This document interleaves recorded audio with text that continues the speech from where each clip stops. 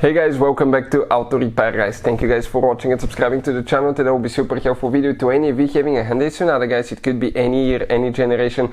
You have check engine light on and code P0335 P0336 P0337 P0338 or P0339. Any of these 5 codes, stay with us, we'll explain what most likely causes that and how to fix it. Now before we start, let me tell you a little bit about us. Every single car we get at the garage, we try to make at least 200 to 300 free repair videos.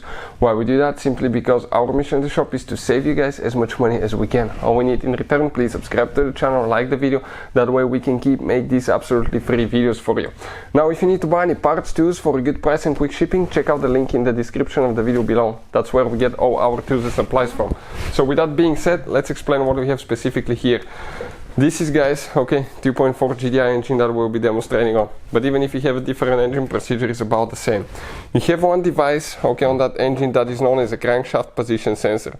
It is super important, guys. Why? Because the engine computer uses that sensor to, that's the engine computer right here, to calculate exactly where, okay, the crankshaft is, at what position. It will know where exactly each piston is located. That way the computer can figure out when to spray fuel, when to ignite the fuel, or when to do variable timing and all that stuff. So the crankshaft position sensor is even more important than the camshaft position sensors.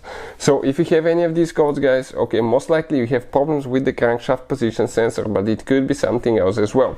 That crankshaft position sensor, specifically on that engine and many engines actually, Hyundai engines, it's located on the back side of the engine, right behind the exhaust manifold, and right here, guys, it will be attached on the engine block, and here it will have a wheel, okay, where it will read the exact position of the crankshaft and report that to the engine computer.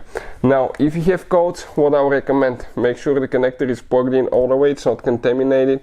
And number 2, which is very common, by the way, that that crankshaft position sensor has a special clip usually that attaches somewhere, so it cannot come loose and touch the exhaust. If it touches the exhaust, it can melt, guys, and if the wires melt, okay, it can short fuses, relays for the engine computer management, and also get codes for that crankshaft position sensor.